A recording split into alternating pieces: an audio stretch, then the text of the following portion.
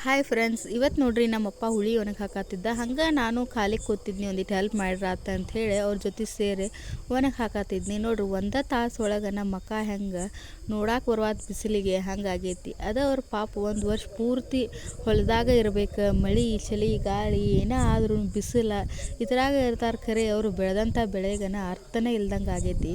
ಈಗ 15 ದಿನ ಆಯ್ತು ಬರೀ ಒಣಗೋದು. ಒಂದಿನ ಮಳೆ ಬರ್ತೈತಿ, ಒಂದಿನ ಬಿಸಿಲು ಬರ್ತೈತಿ, ಒಣಗಿ ಹಾಕೋದು ತೆಗೆದಿಡೋದು. ಮತ್ತು ಅದನ್ನು ಮಾರಕ್ಕೆ ಹೋದಂದ್ರೆ ಇನ್ನೂ ಹಸಿ ಐತಿ ಒಣಗಿ ಹಾಕ್ರಿ ಅನ್ನತ್ತಾರು. ಹಿಂಗೆ ಮಾಡಿ ತೀರಾ ಅರ್ಧಕ್ಕಿಂತನೂ ಕಡಿಮೆ ರೇಟಿಗೆ ತೊಗೋತಾರೆ ಅವ್ರು. ಅದ ಇನ್ನೇನು ಕೈಯಾಗ ಬಂದು ಹತ್ತೈತಿ ರೊಕ್ಕ ಇಟ್ಕೋಬೇಕು ಅನ್ನೋಷ್ಟೊತ್ತಿಗೆನ ಕಬ್ಬು ಕಳ್ಸೋದಿರ್ತೈತಿ. ಕಬ್ಬಿಗೂ ಕಳ್ಸುವಾಗ ಎಂಟ್ರಿ ಪಿ ಅದು ಇದು ಅಂತೆಲ್ಲೇ ಹೊಕ್ಕತಿ. ಹಿಂಗೆ ಅದ್ರ ಮುಂದೆ ಏನೋ ಒಂದು ದೊಡ್ಡದು ಮಾಡ್ಬೇಕಂತೂ ಆಗೋಲ್ಲ. ಬರೀ ಸಾಲದಾಗನ ಬರೋದಾಗೈತಿ ಜೀವನ ರೈತರದ್ದು.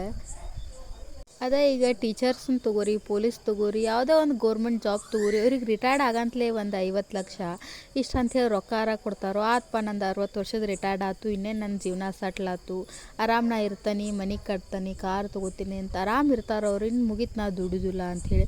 ಖರೆ ರೈತರದ್ದು ಹೆಂಗೆ ಆಕತಿ, 60 ವರ್ಷಕ್ಕೆ ರಿಟೈರ್ಮೆಂಟ್ ಅನ್ನೋದೇ ಇರಲ್ಲ ಅವ್ರಿಗೆ. ಅವರ 70 ಆಗಲಿ 80 ಆಗಲಿ, ಆತ್ಪ ನಂಗೆ ಸಾಕು, ಇನ್ನೇನು ದುಡಿಯೋಕೆ ಆಗೋದಿಲ್ಲ, ನಂಗೆ ನಿಗೋದಿಲ್ಲ ಅನ್ನಂತಲೇ ಅವ್ರು ಬಿಡ್ತಾರೋ. ಖರೆ ರಿಟೈರ್ಮೆಂಟ್ ಅನ್ನೋದೇ ಇರೋದಿಲ್ಲ.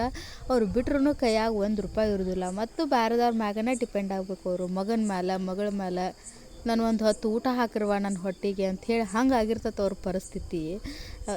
ಒಂದು ₹10 ಲಕ್ಷ ಮನೆ ಕಟ್ಟಾಕ, 10 ಲಕ್ಷ ಹೋಗಲಿ, ಒಂದು 5 ಲಕ್ಷ ರೂಪಾಯ್ದು ಮನೆ ಕಟ್ಟಾಕೂ ಅವ್ರ ಕೈಯಾಗ ಆಗವತ್ತ.